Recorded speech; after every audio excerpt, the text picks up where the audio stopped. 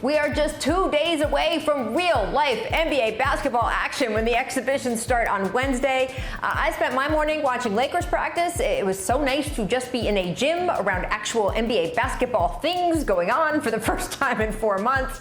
Kendrick, how valuable will the 3 exhibition games be for the teams here in Orlando?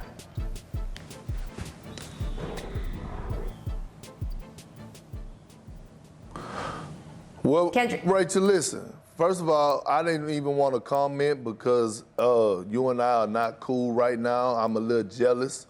I didn't even want to come on the show because you're down there in the bubble. I seen your clip. I seen your clip today, and you was in the Lakers practice watching some good NBA basketball, scrimmaging up and down, and I'm jealous. Tell you straight up, I'm jealous. So at the end of the day, I cannot wait till Wednesday. I don't care if it is an expedition game or a scrimmage, but this is what the guys need. They need this type of playing against other opponents. You could practice all in a squad that you want, but it don't compare to playing against other people, other players and other teams. One, you got to make sure you get your rhythm right.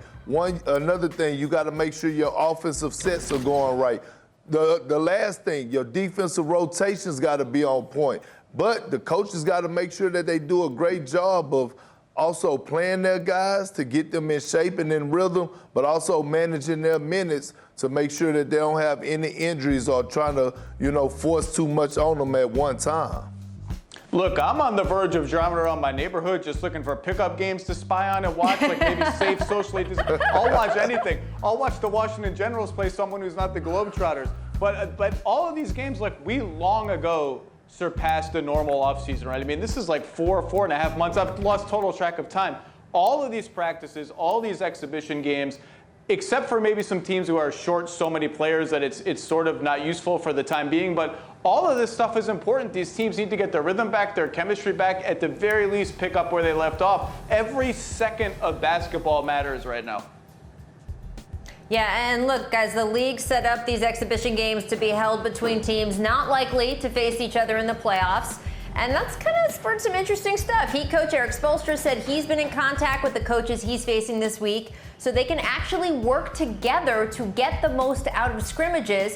Here's his quote. He said, "I've already talked to Quin, Snyder, and Luke Walton about trying to work on some things.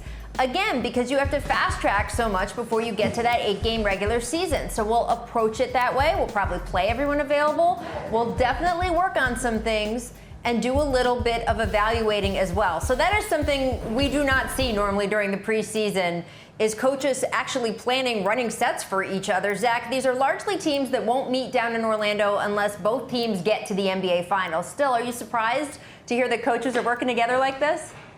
No, I think it's cool. I mean, look, we keep hearing over and over again accurately that this is an unprecedented situation, and this is a situation where everyone is going to have to lift each other up, even competitors, even people who are trying to beat each other, normally bloodthirsty rivals. Whatever anyone can do to make these games useful so that by the time the real games start, we're as close to normal as possible, I think it's great. Man, Zach, listen, I think you're 100% right. But look, Rachel, one thing about Coach Spoelstra, he's smart. You heard who he was communicating with, right? The coaches in the Western Conference. He's not going to show it. He's not going to show his hand to the Eastern Conference staff, but I think it's a beautiful thing to see. That means that everyone is working collectively to try to make this thing happen, making sure that their players are put in position to be successful, trying to limit injuries, and just trying to figure out a way to make this thing work. And I love what they're doing as a whole. Everyone is coming together, like Zach said, and it's just a beautiful thing to watch. But it's Eastern Conference, Western Conference. They're not showing their hand to their conference opponents, so we got to keep that in mind. Well, some of these games will be televised. I don't want to blow any secrets there. So they do got to be a little bit careful of what they're being scouted by. Also, interestingly, they haven't decided yet. Are they wearing practice clothes? Are they wearing game jerseys? They will not be debuting the jerseys with the social justice messaging on the back. Those will wait until the opening of the regular season seeding games. But Zach, do you think the back and forth between the teams, once you settle in and start watching these scrimmages, will fans feel like they're watching NBA basketball, or it will just look more like a glorified practice? What do you expect? I think these exhibition games, I think we need to lower our expectations. I think it's going to look like somewhere in between a glorified practice and regular NBA basketball, which is fine. That's what we should expect. Like Perk says, I don't necessarily think we're going to see the gimmick defense any coach has, squirreled away for the second rounder, the best out of bounds play. There's going to be some rust. There's going to be a lot of missed shots. There's going to be offense typically at the beginning of every season starts more slowly. But you know what? Get all of that over with now. That's great. Let's get as close to normal as we can for July 30th, and more importantly, the playoffs. Yeah, I agree.